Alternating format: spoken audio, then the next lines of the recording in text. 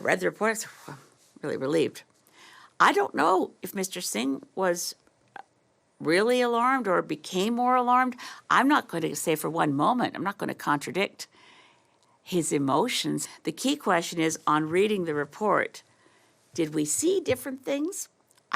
I don't think so. At the moment, that ethics code is silent as to foreign interference, and I think that needs to be fixed. But again, dumb, unethical, foolish, you can use a number of terms for allowing someone to show up and help you win your nomination.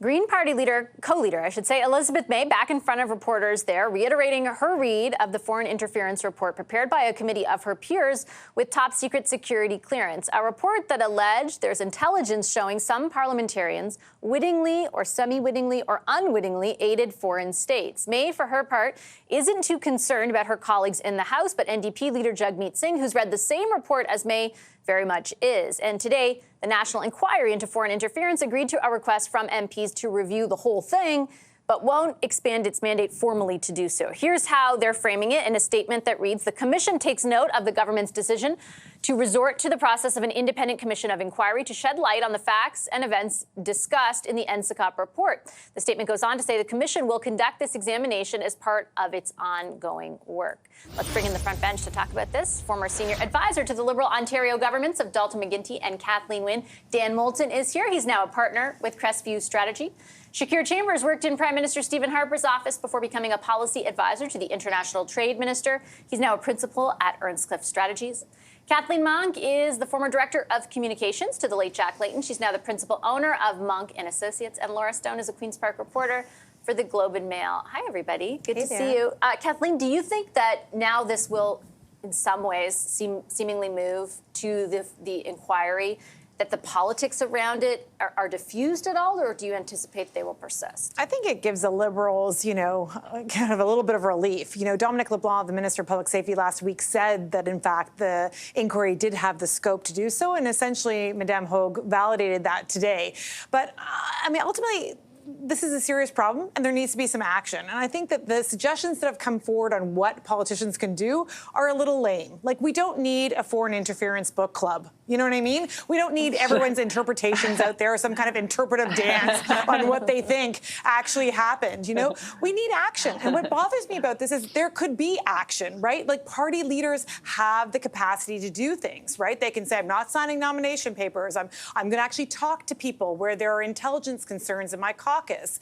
These things could all be done now, but they have to act. We can't just have like another little meeting or a group of people or even just 2 or 3 of the leaders involved. We need everyone to get on board and do stuff now. Well, and I think, to be blunt, the two parties that or the two leaders who people would be asking that most of, Laura, are Justin Trudeau, the Prime Minister, and Pierre Poilievre, the leader of the Conservatives. The latter hasn't read the unredacted report and says he won't because it'll tie his hands. The former has read it, but provided some kind of confusing answers this weekend about whether he's even he disagrees with some of the conclusions, but wouldn't say which ones, and then also wouldn't directly answer the question of whether there are any alleged, unwitting or witting or semi-witting participants in his own caucus. Like, why is nobody doing what Kathleen is talking about?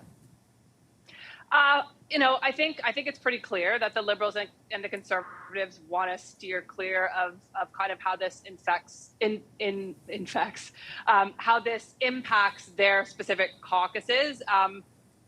It's a tricky thing because these parties are in it to win it, and they want to have control over their own nomination processes and who runs for them and how people are elected, and they probably don't see a lot of electoral positives for them in taking this on. And I do think kind of the events of the past couple of weeks with Elizabeth May and Jagmeet Singh kind of coming out with their various interpretations of this has actually helped both of them, because it's further confused the public as to how seriously they should take this, who these people are. It sounds like we might never know. And, kind of sending it to the inquiry and having a third party, nonpartisan person look at it seems to be all of the parties can agree on. And maybe that is the best course of action, because right now everyone's coming out with their different takes on it, or they don't want to deal with it. And so I do think that this has given them some cover and some breathing room with the summer upon us to sort of take a breath and give it to someone else to handle. It certainly feels that way, Shakir. And I think to Laura's point, I do get the sense from Canadians that after what Elizabeth May said and Jagmeet Singh said, people are more confused. Do you expect any more action on the part of the government or on behalf of the Conservatives heading into the summer? Or do you think, as Laura says, it'll kind of be like, hey, the inquiry's dealing with it now. Best of luck. Yeah, I think it's the latter. And I think because of what Laura said, we're in the last week of the House. It's going to rise. I think a lot of Canadians are honestly going to forget about this issue over the summertime. And I actually think the media is not going to be as focused on this as we head into the summer break. I think the most inappropriate thing that's going to happen is, MPs are going to go home. They're going to put their pens down and say, you know what, we're not going to talk about this for 6 months until Justice Hogue gives us a report.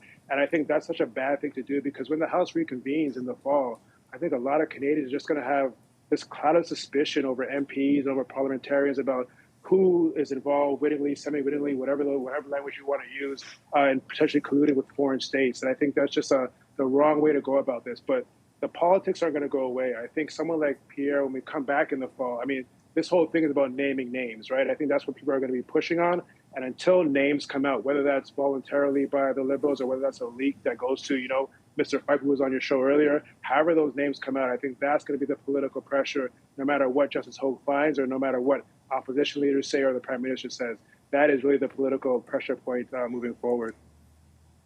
I don't know. I sort of feel like, Dan, if both the Prime Minister and Pierre Poilievre were to be fully read up and come to Canadians and say, we don't find the intelligence credible, there's no one that we think should be kicked out because of this, or we do find certain aspects of it, and here's how we're going to investigate.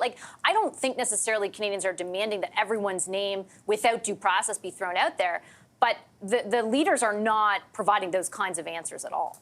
No, I think there's a lot of uncertainty in this environment right now, and I'm not sure Canadians know what to make of it. To the point some of my fellow panelists made, we've got conflicting reports from, the leader of the Fourth Party, the leader of the Green Party, that are going out there making comments about a report that they've read that they can't really talk about it publicly, but that they assure us isn't really a big deal. It's a very confusing environment right now, and until we either have the leader of the opposition or the Prime Minister speaking a little bit more clearly about this, or a non-political, member of the justice branch of our government taking a look at this and commenting on it, I think we're going to continue to live in that environment. And Shakir's right. We're going to go home for the summer. MPs are going to go back to their communities. I think focus will shift away from this. Let's remember this story of foreign interference that the inquiry is looking into is one that we've had around us for a couple of years now with a lot of uncertainty circling it and a really inconsistent focus on the conversation. And so I'm not sure that come the fall, this is going to be top of mind anymore. And I really don't think if we look at the politics of this, it's moving many votes right now.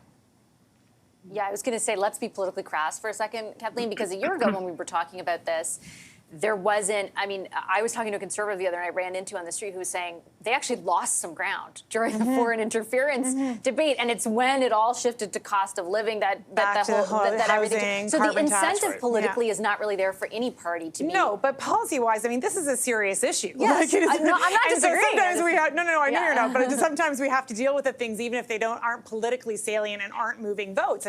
Listen, if it wasn't for the pressure of the opposition parties, we wouldn't have an inquiry, right? That they put, like New Democrats and others called for that and got that inquiry. They got it expanded to include India. Now they're pushing to expand it to include the Conservative leadership races. These are important things to examine. But also, as I said before, we can go back to action, Each party in the House deals with their own nominations very differently. So why? We have one party races. Why does nobody want to touch the nomination process? Oh, because they don't want Elections Canada, which frankly has challenges even running its own elections, to be now running nomination races. And Laura was right that parties do want to have control over those things. But just there is so much difference between the parties. For instance, New Democrats, the party that I previously worked for, you have to have own a membership. You have to have bought that membership. There's a cutoff date, normally around 60 days or 30 days at least before the actual nomination race. In the Liberal Party, you could just saunter in off the street. You don't have to have a membership. You didn't have to pay any money. There's no auditing of the process. Like literally for New Democrats, if I bought a membership, someone would call me and say, did you actually pay for that membership yourself? When you vote in this nomination race, can we assure this is you, that somebody else didn't buy this membership for you? These are facts and checks and balances that are important to ensure that we have the integrity of our nomination process. And the same can't be said for the other parties. They don't want to get involved with them. And arguably, there's one party, the Conservative Party, that perhaps isn't even reading the report because there are concerns that have been raised about the Conservative leadership race itself. And so that is problematic. We need to kind of, sunlight is the best disinfectant. There can be rules and there can be action that be taken. Well, I mean, let's see if Justice Ogg ends up addressing it. Because Yeah, there are, you know, true. she's supposed to make recommendations, although we won't hear the results of that until the end of this December year. So or there's a something? bit, yeah, there's a bit of time in between. All right, I'm going to take a quick commercial break. The front bench is sticking around on the other end of